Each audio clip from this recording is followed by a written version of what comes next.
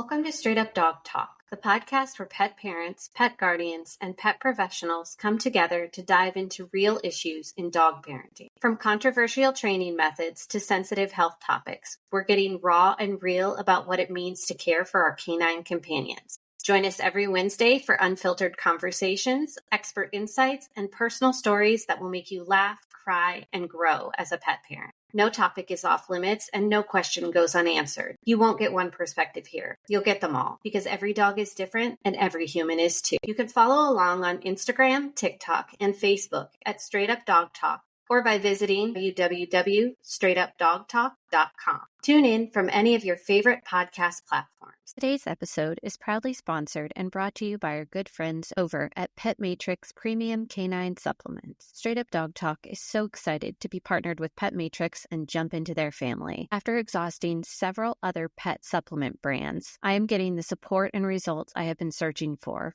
both Toby and Fitz. Pet Matrix supports all three pillars of canine wellness using their cell matrix delivery. It delivers nutrition directly into the cell. If you're looking for a supplement that pairs with nature and science, look no further and get your dog on Pet Matrix today. This stuff works. Period. Welcome to Straight Up Dog Talk. I'm Em, and we are back again this week with another amazing guest. We have Catherine McGuire to talk about all things dog sports. How are you doing, Catherine? Doing great. I'm in puppy heaven right now. You are in puppy heaven. I just got a nice little view of the puppy. If you guys don't follow Catherine on Instagram, you definitely should because there is content up with the new puppy who is absolutely adorable. Yeah, he's pretty cute. I mean, he's like objectively cute. His face is just so perfect and fluffy, and the coloring. Oh, he's so cute. Pear-shaped puppies are cool because you never really know how they're going to turn out because they usually look quite different as puppies than they do as adults. It's always this mystery of like, ooh, what are you going to look like when you're older? Which is super fun, honestly. Fitz was the same way. When he was a puppy, the people that I got him from called him Marshmallow Head because he was mostly white and he had these tiny little red spots on his ears. And now he's got these big red eye patches with a white stripe down his face. Wow. And that's not what I expected at all when I got him. So it's kind of fun to watch them grow from that little mush stage into the full on, this is what I actually look like as an adult. Right. Yeah. It's a very interesting process. And yeah, the white markings on a lot of dogs will change as they get older, which is also fascinating. It's very cool. It's very cool. Well, for the listeners who don't know you, why don't you just give a little rundown of who you are, what you do, and some interesting things about you? Okay. So I am a CPDTKA certified dog trainer. I am also a CDBC, Certified Dog Behavior Consultant through the IAABC, and I completed a course on applied animal behavior at University of Washington, as well as a whole long list of different education things. I've been involved with dog training and dog behavior my whole life. I'm going to turn 40 this year, so I've been doing this for 20 years professionally. Longer than that if we count just as a hobby. And this is all I've ever really done. I do a lot of focus on behavior, but then of course, on the other side of the spectrum, I do a lot of dog sports. I compete nationally with my dogs in both agility and rally obedience. We have done competitive obedience, conformation. I've dabbled in barn hunt and herding and so on and so forth. I also teach. I do some virtual classes for Bergen University, and I'm actually going to go and be a guest speaker for some vet techs. I like to do a lot of teaching as part of what I do now. I love to give that education back to others who are really passionate about it. I do private in-home sessions. I also do virtual sessions. I teach classes, and I occasionally do seminars, webinars, all that fun stuff. I'm loving watching this interaction go on over here. I've had the broken foot. He's just been extra because I can't take him out every hour and play with him. Yeah. And it's winter, so it's been really difficult. I understand high energy dogs. You know, I love myself some high energy dogs, especially the herding breeds. And I guess I didn't go over that. I am heavily involved in Pyrenean Shepherds. I'm actually on the board of directors for the Pyrenean Shepherd Club of America. I have dabbled a little bit bit in genetic conservation and breeding. I've had a litter of puppies one time. It's an international effort, and that's a really interesting element that I've been involved in as well. I'm also heavily involved in rescue work. I volunteer with LA County Animal Services, also Pasadena Humane, and I work with a group called Canine Youth Alliance, and I'm a dog training instructor for that program where we do two different things: training volunteers at the Lake County Animal Services, Animal Care and Control. And those volunteers get to have higher education about enrichment and training. We also do a program where we pair dogs from the shelters with kids from the Boys and Girls Club that apply to be part of this program. And they get 3 weeks of learning how to train dogs. That is so cool. I love that. What a neat program. And I love that you give back educationally, because I've also been doing this my whole life. I started pet sitting when I was 12, and I've been a vet tech, and I've been a pet sitter, and now I'm a dog trainer, and we do the podcast. But it's the education piece, because I have seen so many years of this from so many different purviews. I think it's really important to put that education piece out there. And that's why I love having people like you come on the podcast, because we can talk about lots of different things and cover lots of different ground, but also help people understand that dog culture is always changing, and there's always a new way to do something, and there's always a different perspective to look at. And I don't like to make people feel bad or guilty or shameful about what they've currently experienced with their dog, because every dog is different. And I currently have that dog that made me go, whoa, wait, something needs to give here. So I feel like that light bulb moment for me was what brought this podcast about, and just made me realize how much the education piece is needed. It absolutely is. It's something that is not focused on nearly enough, in my opinion. That's because it's an unregulated industry. We've got people who end up creating their own echo chambers of groups that train together and have similar styles. And it's kind of always been that way. It's actually a little bit more broad now with social media, but we're also seeing, as much as we have a lot more visibility with different types of training, we also see that people end up even deeper in those echo chambers because they find more people like that. And then social media likes to cycle those things so that it's just become, that's all you ever see, right? That's another reason that I started this whole thing, is because I was tired of the misinformation, the candy coating, this is the perfect way to do it. And then, of course, then seeing the exact opposite end of that spectrum, where people are swinging dogs around on prong collars and making thousands of dollars for doing that. It's really confusing to somebody that goes out there and Googles, I want to train my dog. The spectrum is too large and it's too scary, and people shouldn't have to tackle that on their own. No, they shouldn't. I do not envy a pet owner trying to navigate this, because it is difficult. And there's so much information out there. And of course, part of the persona of the dog trainer and part of how a lot of people are very successful at being a dog trainer is by speaking in absolutes and with a lot of confidence. And it is unfortunate that there's a lot of people doing exactly that. They speak in absolutes. This is the way to fix it. And because of that, those people get followed a lot because they speak as if this is the way that it is. And people like to trust that. That's something that we see as a quality in a leader. And so we want to trust those people. But the truth of the matter is, a lot of times they're saying stuff that's absolutely ridiculous. Just because they say it with confidence doesn't mean that it's right, but it gets a lot of followers, and it is an unfortunate piece about what we see. On the science side of things, we exist in a world of no absolutes. Science is very focused on not speaking in absolutes unless it is absolute. But because of that, a lot of the very educated, very science-based behavior professionals are disregarded because they speak of things in a way that is very scientific and is very accurate.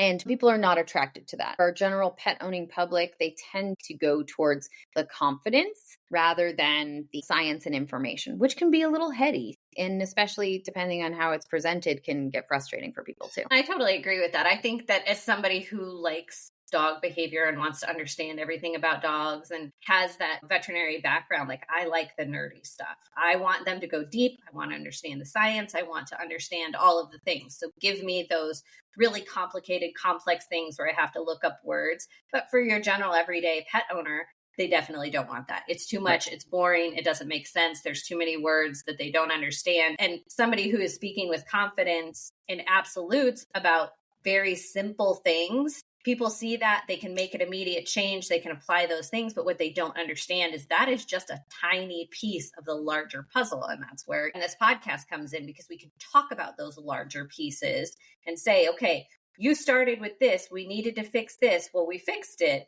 but this is how it's going to affect everything else. And now you need to look at your daily life and all of these things. It gives an environment where people can say, oh, they're talking about these hard topics, but they're breaking them down to a point where we don't have to go, I don't understand this, and just slide past it, right? And most people don't care. When I go in to work with a new client, they don't care about the terminology or even a lot of times what's happening. They just want their dog to not have the issue that they have anymore. Some of that does require explaining certain things because you're going to be going in and training the dog and you have to explain what you're doing. But also it has to be obtainable. It has to be something that they can take in and it makes sense and it actually makes a difference for the situation. And it's one of the things that I explain to a lot of people about the difference between a trainer and a behavior consultant, or everyone likes to use the word behaviorist, and that's a whole other topic that we can get into. But I often explain the difference is a trainer, and I'm both, but a trainer is there to train the dog's skills, and a behavior professional is there to explain why something is happening and help to change that. So it's just a whole different thing. Actually, Canine Youth Alliance, this was my favorite example of this.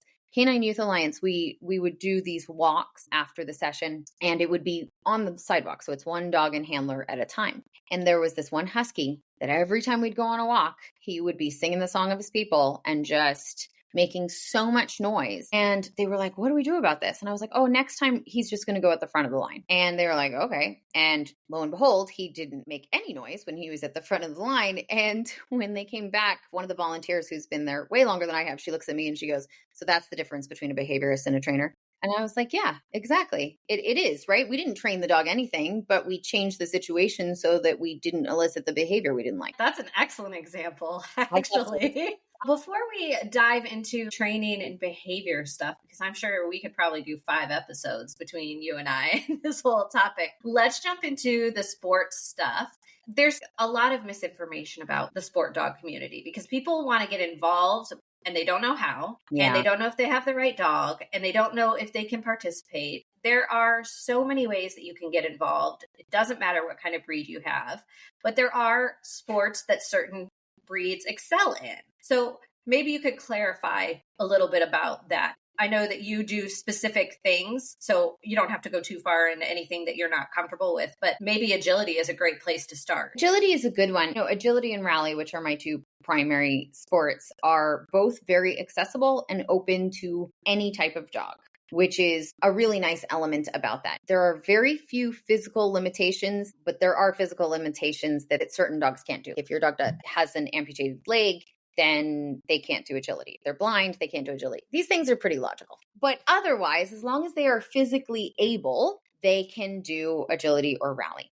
There are some sports that are for specific breeds or specific types of dogs. Herding is only open to herding breeds. Things like earth dog are only open to dachshunds and terriers. So there are some really cool individualized sports as well. But agility and rally are definitely the biggest and the most accessible. I could go through a whole history, but I don't know if that's where we want to go with this. Go for it. All right, well, we're going to go really quickly. Agility was actually started as putting on a show, essentially, at Crufts. Somebody was tasked with this, I can't remember his name right now, to put on some sort of an exhibition show in between classes so that people wouldn't get bored in the audience. So he took the concept of equestrian show jumping and he made a modified version of that for the dogs. You can still find videos of this, by the way. It looks so dramatically different than what we do now, but it is the basis of where that came from. That was actually the late 70s. And then in the 80s, we started to see agility over here. It was 86, I believe. And that was first the United States Dog Agility Association, which is still around, USDAA. And we started to get competitions over here. And in 94, AKC picked up agility as well. And of course, there's other organizations that do agility, ASCA, NADAC, CPE, and UKI is another one that's becoming really big right now. I think it's still the fastest growing dog sport in the world. It's so much fun. You get to run around with your dog and do obstacles. The dog does obstacles, but you're doing a lot too. I was enamored with it from the very beginning. Personally, I also did show jumping with my horses. So it was very easy for me to kind of step into that. But agility has also changed a lot over time. One of the things that I talk about a lot with agility is that I most definitely believe that agility has been one of the biggest proponents of positive reinforcement training out there, because it just so happened that right around the time that agility started to become a thing, positive reinforcement training was starting to become a thing as well. And there were a couple of big handlers who were having wild success in agility, including Susan Garrett. Other competitors saw how successful they were and went, "How are you doing this? I want whatever you have." It was not about the ethics or morals of training, especially not at that time, but it was about having success. Agility as a general sport is heavily positive reinforcement focused. And that's purely because you just can't get the same level of enthusiasm, speed, and drive if you're not doing lots and lots of positive reinforcement and confidence building. Bringing punishments in notoriously slows down the dog. They become cautious, they become careful. And because this is a sport where you're not repeating the same exercises, which you see in obedience, you see in any of the protection sports, they do a lot of repetition of the same exercises. Agility, every time you step up to that course, it's a new course. Your dog will have never seen it before. So they have to be very confident and fast about listening to your cues. And if they question that, they're going to slow down, they're going to drop a bar, they're going to have all of these other issues. That's really why positive reinforcement became such a big deal in agility. And I really think it's one of the biggest reasons why positive reinforcement has grown and become more popular in the dog world. Of course, we see that wane every once in a while, but that's pretty normal. Yeah.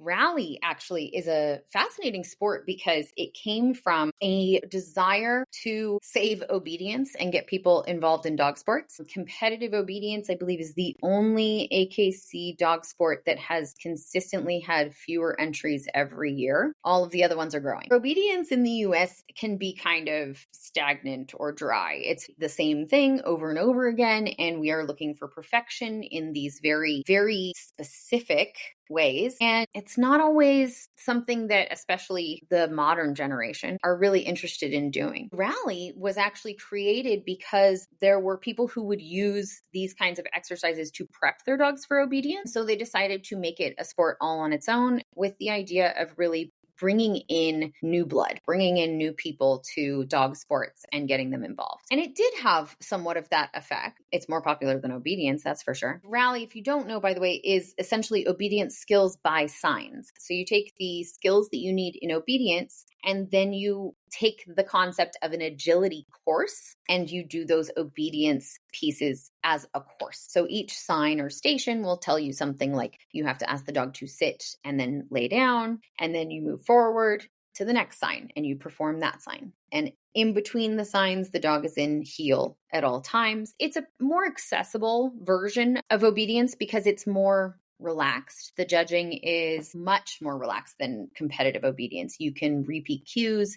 In the novice category, you can still pat your leg and you can do lots of encouragement. You can talk as much as you want to. None of that stuff matters. In fact, they actually look for the relationship with the dog when you are going through your course. So rally is a fun one as well. I think that it's wild that the relationship isn't part of the whole thing anyway, right? That should be judged, in my opinion. How well is this dog listening? How well is this dog checking in? Is this dog eager to interact with this person? Because to me, that is more important than if the dog can do the thing or not. Because most dogs can do the thing if they want to, but the way that they do the thing and how they approach the way that they do the thing and how excitedly they do the thing is so much more important. I've been working with a client recently on muzzle training, and one of the dogs is literally now just diving her face into the muzzle every time it comes out, and her tail is wagging and she's so excited. That is such a good thing to see. That's the same thing with sport world, right? You want to see them eager to participate. And so do the judges. Obedience in rally judging is ultimately subjective. There are very specific rules, but it is the judge's decision as to whether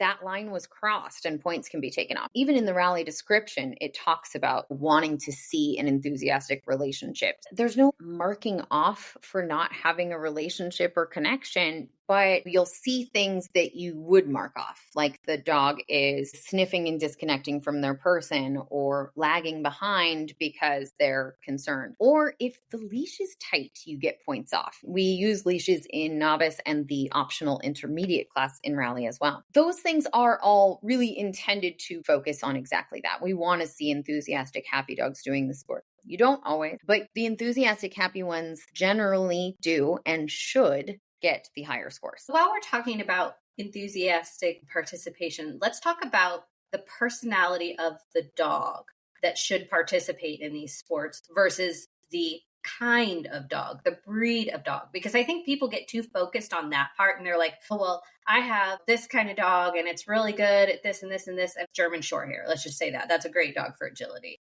but also good for other things too. The breed doesn't always matter.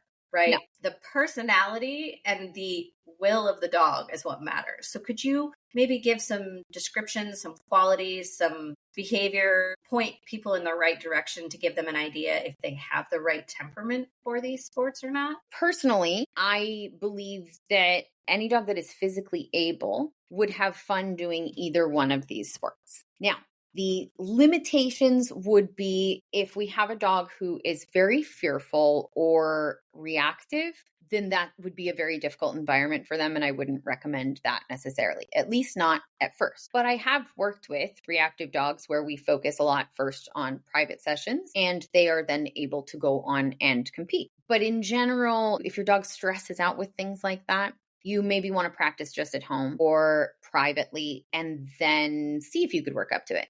But the other thing to remember is that with everything that happened with the pandemic, these sports are even more accessible. So rally, now all of your titles can be done virtually. Well, there is a limitation. You can't do RAE because that requires that you do both the advanced and excellent courses on the same day. And there's no way to prove that and video it. So you can't get the combo titles, the RAE or the ROC. And if you do virtual, those scores can't count towards nationals. I recently found that out too. So it can be much more accessible, even for those dogs who traditionally might struggle in those environments. You could do it at home now and you can get those titles, which is so cool. But I really think that the dogs who do best in sports like this are the dogs who want to have something to do, who like to work with their person. But all of that can also be created. You work on that relationship in part through training for sports like this. And you get such a deeper bond, and the communication that you can unlock with your dog because you're doing all of this is wild. It's like a whole nother level. It's part of the reason why so many people, when they see dogs that are involved in dog sports, see these amazingly trained dogs in any situation. And it's not always that they're amazingly trained, but they have such a skill set of communication with their human that it's fluid. It's like their person understands, when to put them in the situation or not. And by the way, I'm not saying that this is everyone. Because it's not everyone. But in general, it just takes you to a whole nother level with that relationship with your dog, which I think is amazing. But I'm going to come back to your actual question, which was the type of dog. I always love telling people this because my most competitive rally dog, I went to nationals with him twice, was a miniature long-haired dachshund.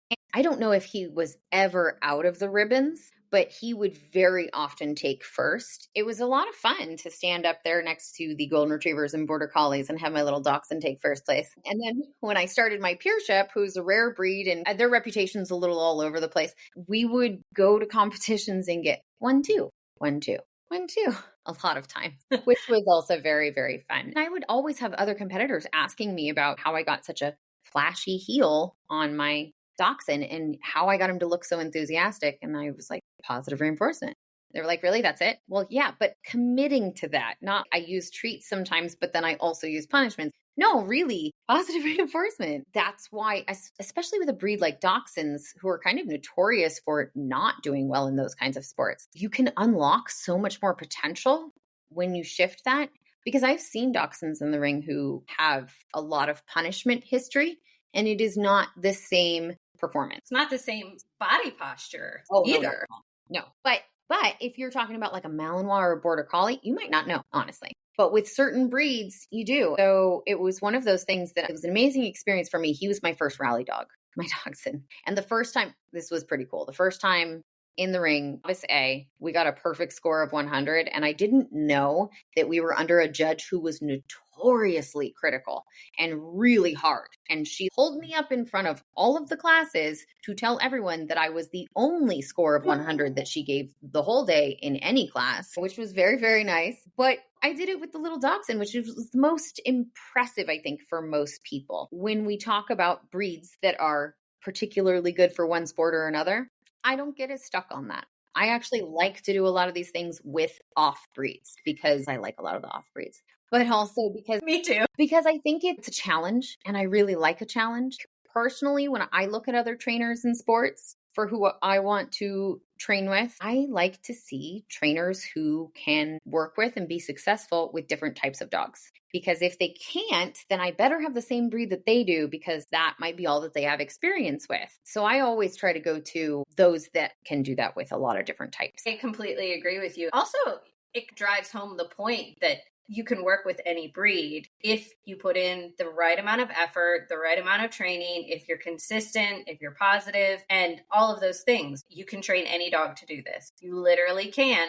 You just have to be willing to do it. It might be more difficult because of their personality or their size or their genetics or whatever. There are tons of different factors, but you have those same setbacks with any breed. I think that getting too focused on the German Shorthair or the Dalmatian or the Malinois or whatever is best for this, well, maybe physically they're an ideal candidate for that, but this dog and this dog and this dog could also be just as good with the right training and the proper conditioning. And I think that that's something that's really important because just like people feel excluded out of things in their life, I think that they also start to exclude their dogs out of things because they're like, well, I have a pit bull. I can't do that. Even a Yorkie or a Chihuahua, all of those dogs are trainable. You just have to know whether or not you have the gumption and the willpower to do it. Right. And it may be a little bit of a learning curve. I'm a big advocate for if you want to do it, go for it. But be aware that there may be some challenges in there. I've always been that person. Like if you tell me I can't do something, that's what I'm going to do. I'm that person too. Do it the hard way. You'll never go to nationals with a dachshund. Try me twice. The second time was actually at the highest level at that time for rally, which was the RAE. And he was the only dachshund that was entered at that level. And he was one of 3 dachshunds at the entire competition. That's crazy. Yeah. That's so cool though, and unique and different and interesting. There's nothing wrong with being unique and different and interesting. It's actually fascinating, especially when you're at these events and you see 18 golden retrievers and 25 Malinois and 3 dachshunds. Like, exactly. Come on, guys. Exactly. It's also one of the things that Westminster has really capitalized on well with their Masters Agility Championship. Do you know how that's formatted? I don't. It's an interesting format because essentially they will only take 2 of any one breed in any height class for final. It's part of why you don't see a sea of Border Collies and Shelties and Papillons because only the top 2 in each one of those breeds is allowed to go on to finals, and then the others have to be different breeds. So we see more breeds in the finals there competing, and that is a televised event. So it's fantastic. There was a bulldog that did great and was like all over social media because it was a bulldog. Killed it in agility. He was doing so good. There's several examples like that, but that's something that they have really capitalized on because it can get kind of boring if you are just watching Border Collie after Border Collie after Border Collie. No offense to Border Collies. I love them. I run one in agility. For a spectator, they are seeing the same thing. It's a sea of monotony. Yeah, exactly. And don't get me wrong, I have Border Collie mix. I love them too. Like, they're great dogs, but I don't want to see essentially the same dog do the same thing 15, 20, 30 times because that's how many of them were entered. Especially if I'm a judge. I'm sorry. I want to see something different. I do. Well, the judges, they're going to have to just deal with that because that's just how that works. Yeah. And some venues, you see more of that than others. USDAA and UKI, guaranteed, I am going to see way more border collies than I do at AKC competitions because AKC, of course, is focused more on all different breeds because it is conformation and breed registry first and foremost. So you see a lot more dogs of different breeds there. It's also a little bit more accessible even for the dog because they have more generous course times. So if the dog's a little bit slower, they will still be able to make course time and get a qualifying score. Whereas in USDAA and UKI, the course times are much shorter. It requires the dog to be quite a bit faster. And if you're out of course time, then you don't get a cue. And it was kind of a waste, even if you had a clean run. But that's why we tend to see a sea of border collies at a lot of the USDAA and UKI. Whereas AKC, we tend to see a much broader array of breeds. That actually goes right into my next question, which is energy level. I don't think that people take that into consideration a lot of time. Just because you have a border collie does not mean that your border collie has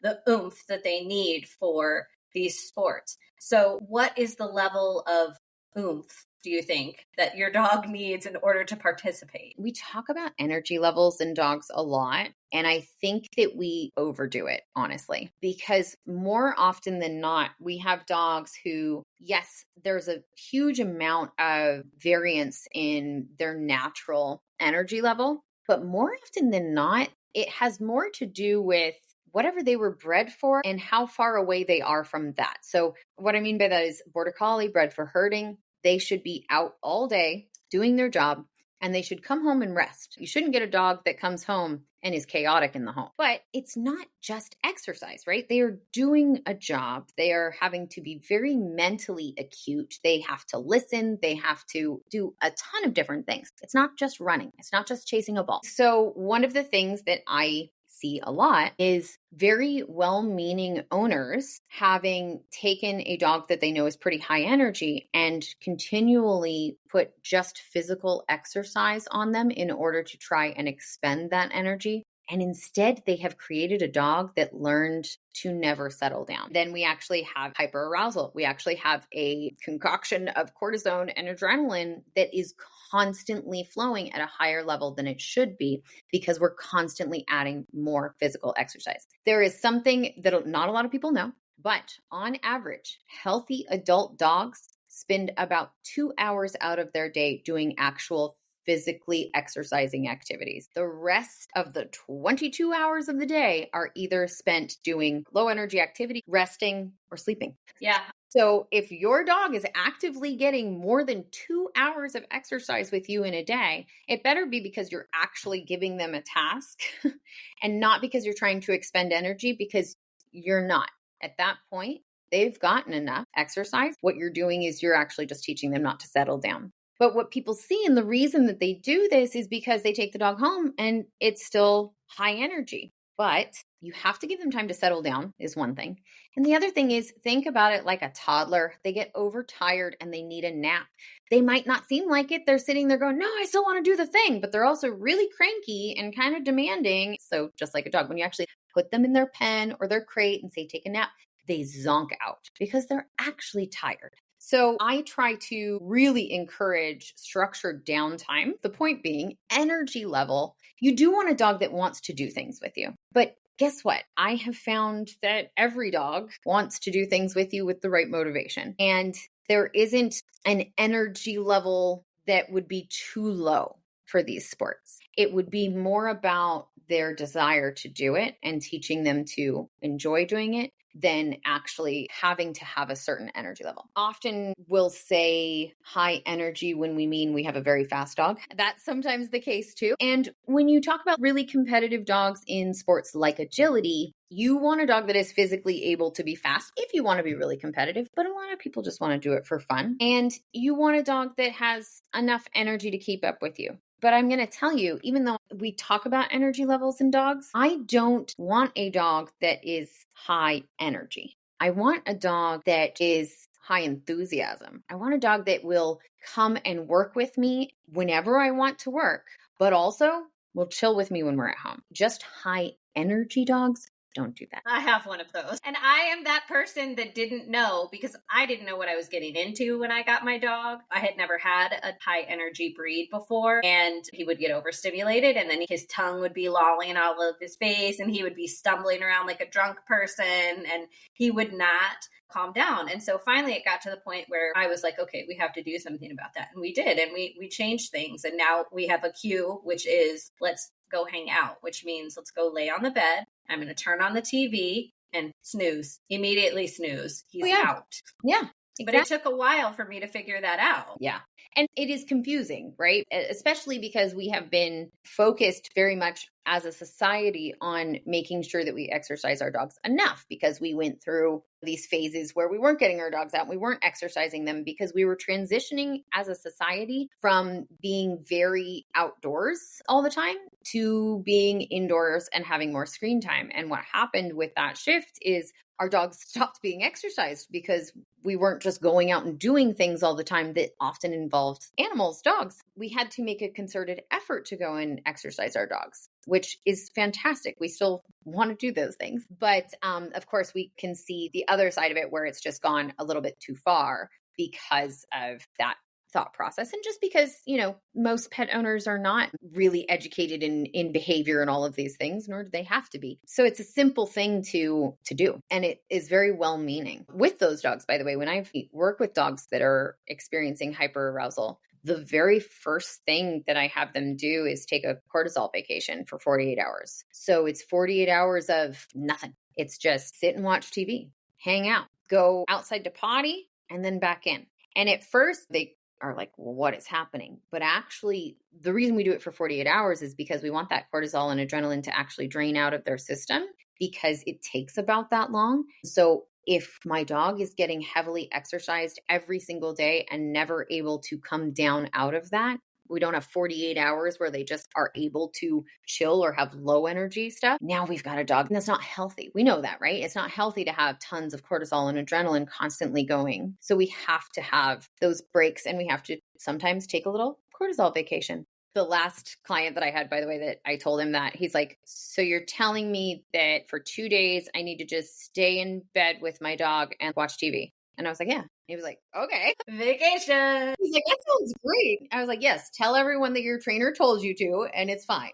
It's so funny because now that enrichment is a more well-known topic, it's great because it's a lot easier to explain to people. Okay, we need to have X amount of play time, and we need to have X amount of enrichment time. We need to have X amount of nap time. And that's so much easier and digestible for people to understand. But I think that we've also gotten lost in the way of lick mats, because people think that lick mats are the only enrichment activity that there is out there. And we've educated on this, but I would love to hear your opinion on this. This is one of the places where I very much diverge from most of the training community. I hope no one from those companies is listening. I hate lick mats. Now, don't get me wrong. There are times where I think they can be very beneficial. The ones that have the sticky things so that you can put them on a wall and, put peanut butter on them while you are bathing or grooming a dog. Cool. I'm all for that. Or in the car. Yeah. Wherever you might be able to utilize that in a way that you really wouldn't be able to do with anything else. Cool. But outside of that, it's just licking. And I think that a lot of dogs get frustrated about it because they don't usually eat most of their food by just licking. In fact, the times when I have given my dogs licky mats in the past, they actually give up on it faster than they give up on Kongs or anything else because they can't really get into some of those little grooves. That one is just not my favorite. I have other ones that I prefer. And actually, I'm going to take a quick divergence to as far as feeding goes. And this is really interesting. I recently, and oh my gosh, I cannot remember the name of it. Oh, this is awful. I'll find it for you. There is a company that is creating these plates for dogs to eat off of. And it is, it's made of a hard plastic material. That's the other thing is that there's a lot of silicone going on in all of our pet stuff, which is a whole other topic. But these plates are this hard plastic and they have different grooves in them and stuff, but it's like very gentle, different interactive pieces. And the idea is you can put different kinds of food. In fact, it even has one of those liquid trays around the outside, if I remember correctly. And the dog can interact with the food in a different way. I know that sounds kind of funny, but it was actually a vet friend who introduced me to this. And one of the things that I took away from that more than anything else was it's not natural for dogs to eat out of a bowl. It's not. And what do we usually do? We take that bowl and we stick it in a corner and we ask our dogs to put their head into a corner and eat out of a bowl, which often restricts their vision. And especially for dogs who have resource guarding issues, we are asking them to be in a very uncomfortable, very abnormal situation while eating. So when I found out about those plates, I thought that is just the coolest thing. It really made me much more aware of the fact that that is a really unnatural thing that we ask our dogs to do. Here, eat out of a bowl in a corner. Just because we do something does not mean we should find a way to teach our dogs to do that same thing. Yeah. I've gone down the nutrition rabbit hole the last 2 years, and I am actually working towards getting my certified canine nutritionist because I fell so far down the nutrition rabbit hole. That's cool. I've gotten to the point where I'm starting to realize what we're feeding our dogs, how we're feeding our dogs, how we expect our dogs to eat. All of these things is not tapping into their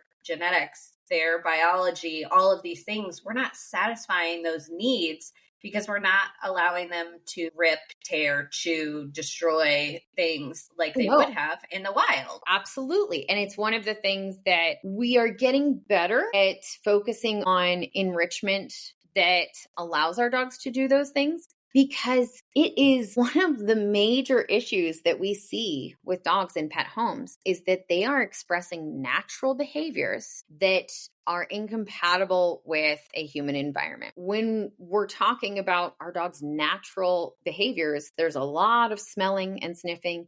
There's a lot of foraging. There's a lot of ripping and tearing. These are all very, very natural inclinations for our dogs. And guess what? What are the usual issues that we see with dogs in the home? Ripping through things, shredding things up, going through the trash. By the way, how did dogs evolve from eating human trash? Literally, right? Traditionally, we haven't given them outlets for those things. We just suppress them. We just say, you can't do it. We got to suppress it. The one exception to that, at least for my entire career, was digging. For my entire career, anytime that anyone was struggling with their dog digging inappropriately, I said, get a sand pit or designate an area in your yard for a sand pit. 100% of the time, it worked. Why I didn't pick up much earlier in my career on using those things for other elements, I don't know, but I have a lot more experience now and a lot more focus on behavior. My dogs do eat in a bowl in the morning because I have a dehydrated food. And so it's a very kind of wet food that I give them, but dinner is never in a bowl. Dinner is either in a Kong, a snuffle mat, an Omega treat ball, a topple. I've got several different things that we rotate through, but dinner is never in a bowl because I have the ability to give my dog something to do, like a Kong or snuffle mat. I'm newly obsessed with snuffle mats because it satisfies that foraging and sniffing unlike anything else. Not only is just how they're getting their food, which is lovely, and allowing for that level of enrichment, but also I'm a pretty busy person. We talk about all of these things, doing walks every day and doing training every day. I am a trainer and it is hard for me to get all of that stuff in. So if I can find a way to give my dog enrichment in their daily life, maybe potentially tire them out a little bit, which it always does, and I don't have to actively be there doing it, that's what I'm going to do because I just can't be there every day. I just can't give that time always, but I still want to provide my dog with the experiences that they need. I also do a lot of activities now that even embrace a lot more of that shredding and all of those fun behaviors, but those ones I supervise. Because we allow for box shredding, toilet paper rolls, paper, but only with permission and only with supervision because it's a very messy undertaking. Very messy. But it's also so enjoyable. And honestly, for one of my dogs, it was the thing that she's been missing her whole life. It was like, oh my God, you're letting me actually rip things up. It was a game changer for her. It was just like, okay, this is all I ever want to do. And she doesn't do it inappropriately. None of my dogs do. None of my dogs steal anything or rip anything that they shouldn't. It's only when I give it to them. And I started very, very interactive. I would put it right in front, let them grab an end, and we'd tear it together. And then we just gradually kind of worked up to them being able to do it on their own. The first time I ever gave Fitz an activity box, I took an Amazon box, and then I took a fruit roll-up box and a granola bar box and a cereal box and some brown wrapping paper and toilet paper rolls, and just made a bunch of different things and then stacked it all inside the box. And then I folded the box shut. I didn't know what he was going to do. He'd never done this before. And I will tell you what, the excitement that he had, first of all, but second of all, watching him dig into the box was so much fun. I enjoyed myself for 45 minutes while he tore it apart because it was hilarious. Just watching him be a dog for a minute and just totally destroy everything. It was kind of fun. Honestly, I was like, this is why people have those rooms where they go in with sledgehammers and destroy things. Rip it up. Well, and that's actually, on that note, before we started recording, you saw where my puppy is set up. I do this with any young dog, really puppy. I create enrichment pens. I did make a video detailing how I do this with the same idea that I can't necessarily be there all the time to provide all of the things that my dog might need, nor do I want to be. I don't want to be the only source of good things for my dog, because what is my dog going to do when I leave? Probably be pretty upset. And I don't like to set that up that way. I try to create a very stimulating, exciting, interactive environment. So I do enrichment pens. I use several climb tables and I'll put them in different positions. And then I will switch that out every few days. I trade out toys. I will hide treats in places. I will stuff toys into the metal gate of the X pen so that it has to be pulled free, or I stuff them into the center holes of the climb tables to be pulled out. Toys within toys. Like, I do a bunch of different things in there and then I just let them go. And what made me think about this is my whole intention with this was I want you to entertain yourself when I'm not there, because it's a great thing to have them learn how to self-entertain. It's actually very, very important.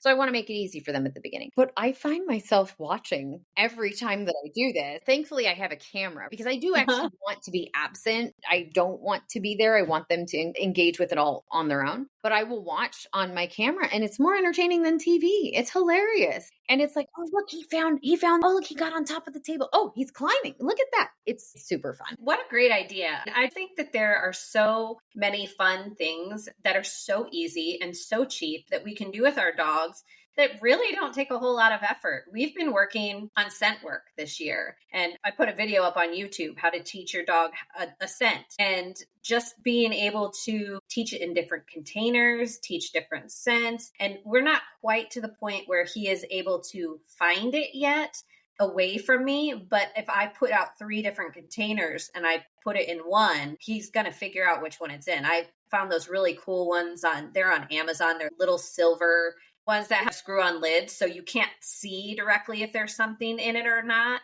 So he actually has to smell, and then he'll go over and he does this cute little thing. I didn't teach it. When you teach a dog to target it, you tap it with their nose. My dog goes over, he nudges it with his nose, and then he slaps his hand down on it. And I'm like, okay, it's that one. Nose work is, and I'm saying nose work because I have not ventured into the AKC version of I haven't either. So nose work was the original name, but I actually started nose work almost 3 years ago with my senior dog because he was my very competitive agility dog. And I know so many people that are really involved in nose work, and they were like, why don't you do nose work? And I said, it's going to be his retirement sport. And it was. As soon as we stopped agility, I started nose work with him. And it was funny because he was 11 at this point. And so his hardest thing in nose work was continuing to search without ever checking back with me or asking for help, because his entire life was focused on, hey, if you have a question in the environment, look at me. And so he'd go out and he'd be like, I can't find it, Mom. It's like, no, you got to keep searching. So I have actually started it with my girls now. My younger one, that dog Andrew, passed. But my girls, I am doing this with now. And because we're starting earlier, they are much more independent with their searches. And I actually train with one of the co-founders of the sport, which is really cool. But it's also interesting because I have really only trained with her. And I see lots of people training on social media and stuff, and it's so vastly different from what we do. Well, now I know where to go for pointers. We're going to have another conversation about this now. a lot of different ways to teach things, and it's fascinating actually to see it. And I have learned so much more about dogs through nose work, which is also really, really cool. It's been a great experience for me. And because we're talking about dog sports, and this is something that is just really, really cool. With any one of these sports, you learn so much more about your dog and honestly about yourself. Mm-hmm. I mean, that's one of the things that I love about dog sport. That's really cool. I'm not 100% certain on this statistic, so don't quote me, guys, but take a look at it. I believe it's 68% of dogs, we've bred them and trained them and changed them so much genetically now that 68% of dogs don't know how to use their nose correctly anymore. I haven't heard that. Okay, so I'm very interested in how that's measured. I'm also interested in how that's measured. I learned that when I was taking one of our first scent courses, and I was like, that's honestly kind of terrifying. And that's because, from what I understand, from what I learned, it's because we don't encourage foraging. They don't have to hunt for their meals. They don't have to use their nose to survive like they would in the wild. So they just don't use their nose unless they're like, oh, that's food cooking, or oh, that's my dinner, or whatever that may be. It makes sense. I mean, it does make sense. I still am interested in how it's measured, to say not correctly, but it's my science brain. One of the things that I love about the enrichment pen, because I hide treats all over. It's fascinating to watch because puppies are always starting to experience different senses in different ways. With younger puppies, you toss a treat and they just don't even follow it. They have to figure out that tracking thing as they're growing up. And the same thing happens with sniffing. They'll drop a treat on the ground and they'll kind of start looking for it, but they're not able to yet identify it. What has been so cool for me is setting up this enrichment pen for my puppy and watching him start to sniff for the treats. And that's been really cool, actually, because with puppies, you don't see that as much unless you're actively asking them to do things like go and find your food in this environment, which is actually what I am doing with the enrichment pen, amongst other things. Like I said, I put climb tables in there. I also put fit pause equipment. So my dogs are inadvertently working on muscle building and balance without me being there. I am a work smarter, not harder person. In fact, I will set up fit pause equipment. I used to set it up at the window that my dogs would always go and watch the squirrels out of. So I'd set up several different fit pause things. So like the half peanut, the fit bone, a bunch of different things. And so my dogs would put their front paws up on it to look out the window, and they would get these really nice stretches while they were doing it. And I was like, there's your PT for the day. Yeah. I try to be really smart about these things. That's amazing. Canine conditioning is something that we don't talk about enough. People don't understand. You shouldn't just expect your dog to go on a 5-mile run with you. And you shouldn't expect your dog to go crazy on this agility course. You have to train your dog's body just like you would train your own body physically to do those things. Yes, you do. In agility, especially the higher end competitors in agility, it is very focused on. Fit pause is a huge thing in the agility community. The only place I've ever seen fit pause vendors in person is at agility competitions, and they make a bunch of different stuff. It has become a major focus because in agility, as our dogs get faster and more competitive, injuries are more likely, and we have to keep their bodies in really good shape. And this is something that people don't necessarily know, but a lot of the major competitors are doing lots of physical therapy conditioning with their dogs. And that may include things like underwater treadmill, which I did a lot of with my dog before we went to nationals, because he was almost 11 when we went to nationals, AKC Agility Nationals. He went a couple of times, but that was the last time. And body work and massages is also very common. I go to someone locally here who does very specific body work. And then there's 3 different canine massage people that I would book at the big events. But the big agility events have literally rows of people doing canine massage. And the person that I prefer to go to at those big events, he sends out an email about when his books will be open for that event. He's sold out, completely booked within 5 minutes. That's insane. Yeah, it's wild. Okay, I just want to go now to an agility show and watch all of the dogs get massaged on the tables, because I didn't know that that was a thing until you just said that. You don't see it at local competitions usually. Usually you only see it at the big competitions, because local competitions, they just don't get enough business. But the bigger competitions, they do, because you want to be potentially in between runs. But the person that I go to actually developed trigger point massage for dogs. We learn all of these things about dog swimmer agility, all of this physical stuff that we are usually kind of unaware of. We become hyper aware of in agility. And yes, it is very fun. Next time I'm at a big competition, I will make sure to take a little video of all of the dogs getting massages. Please do. Yeah. Please do. I'm going to have to add that to my bucket list of things that I need to do because I need to see all the dogs laid out on tables getting massaged. That seems like heaven in a picture right there for me. Oh, yeah. No, it is. It's pretty fantastic. Actually, I think one of the most impressive things that you see at big competitions like that is the warm-up jump. So there will be a warm-up jump outside of the ring. And depending on the venue, this may be blocked off or it may be completely open. A lot of times it's places where the other competitors and dogs are walking through. And I think most people would be shocked to see these two jumps kind of out in the middle of nowhere and dogs and people all over the place walking through. And then you see a dog taking the jump and you're like, I don't even know where that dog's person is. And then you see them like go to that person. Oh, okay, there they are. Oh, they're sending them over the jump again. It seems like, oh my gosh, there's so much. Like how many dogs would be losing their mind in this environment? But they're not. They're literally listening to their person, going over a jump, going right past every other distraction that's around there. And it's flooring, I think, for a lot of people. It's just something you don't see very often. And I remember, I think that this came up really big because somebody commented on one of my videos saying that agility trials are really not high distraction environments. Tell me that you've never been to a big agility competition. I have a dog that I would love to be able to do that kind of stuff with because I think he would be really good at it. In fact, we've gotten a cheap agility course off of Amazon and he is really good at it. Nice. But he's reactive and he's dog selective and all those things. So we do it at home because that's what works for him. But we've found a way for him to have that enrichment and that diversity in his activities instead of just running him silly with the ball like I was. It's just one of those things that you have to learn and you have to pivot. Now the listeners know that you're a really good account to talk to about this. Obviously, we can all learn from my experiences because I was definitely there.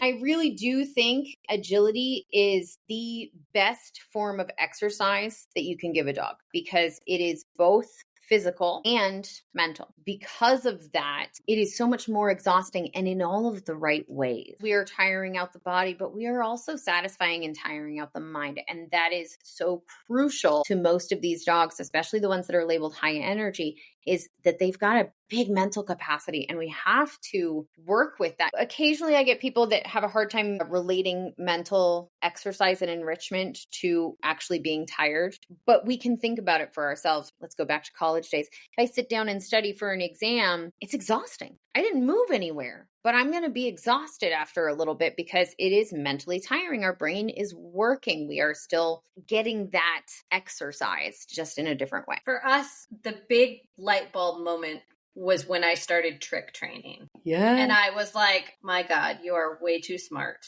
That has been the problem the whole time. You are too smart. So now he knows how to do a bunch of tricks and he's really good at it and he gets really excited about it. And you know what? It's funny that you said that. I was talking about all of this stuff with enrichment pens and stuff that I do for puppies. The one thing that I don't do for puppies is I don't give them puzzle toys. Really? Really. Because when they learn how to figure out those puzzle toys really early, they also learn how to figure out opening drawers and cabinets and getting into things. Not all of them will, but the smart ones will. So I don't really want them to figure out those types of toys until they're older. That's like a really weird, and that's one that not everybody does. Most people don't, but I do. I got Fitz this puzzle toy. It came in one of our Mind Game of the Month toys, and it's this hexagon. And inside it has felt strips of fabric and they're tied and they come out the little holes in the hexagon. And then you roll the treats up in them and stick them in the holes all around the hexagon. I didn't know that there was anyone marketing that toy. There's an old version of that we all used to make at home. Okay, well, I mean, it's definitely easy to make at home. You definitely could. It was just something that came in one of our toy boxes. It was great to watch him the first couple of times, pull it out with his teeth and unroll the things. Too smart. Now, if I get that toy out, he just shakes it. So all the trees go flying. I'm like, oh, well, we're done with that toy. So the way that we always used to do, you know, the holy roller balls, it's a rubber ball, but it just looks like a net. Oh, yeah. Yeah. And you would take pieces of felt, put treats in it, and stuff it inside of there. And that was the homemade version of that, God, I think I learned about like 12 years ago. Same thing with snuffle mats. We were doing those forever ago too, but it was only recently that they really kind of picked up steam. And for a while, I was super like meh about snuffle mats. I was like, that's boring. The more I got into nose work, actually, the more I got interested in snuffle mats and how satisfying they can be for dogs. And so now I make them myself because, why not? Why not? Exactly. Well, we are going to have you come back, Catherine, because I feel like we could get really far into enrichment. I would love to get into behavior with you, and I'm sure the listeners will love it too. But for today, what would you like to leave the listeners with? That dog sports are very accessible. You just have to figure out the way it's going to work best for you.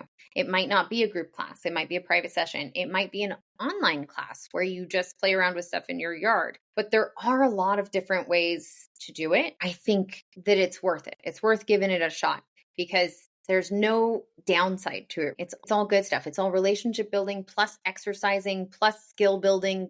There's so many great things about it. Why not? Even if it's in your backyard. I teach agility and I teach rally and I teach all of these things as well. Group classes are also fantastic. But for the dogs who might struggle in that environment, private sessions, online sessions, all of those things can be done. And I invite everybody to get involved because, man, it is so much fun. It's addicting. It is. And my goal is to have the next dog be a sports dog that's involved in all this stuff. Yeah. I think I would love it. If I got the right dog, they would love it. And oh, yeah. Just so exciting. Well, it was phenomenal having you here today. I, again, appreciate you taking the time to chat with us. And we will see you guys next week on Straight Up Dog Talk. Straight Up Dog Talk was created by Emily Breslin. It is edited and produced under the supervision of Straight Up Dog Talk, LLC, and Emily Breslin. If you're enjoying this podcast, follow or subscribe and be sure you don't miss an episode. And leave us a review on your favorite podcast platform. Looking for more honest and relatable dog content? Check out our sister show, Unpacked, with Jerry Sheriff and Madison Simpson. Thanks for listening to Straight Up Dog Talk. See you next week.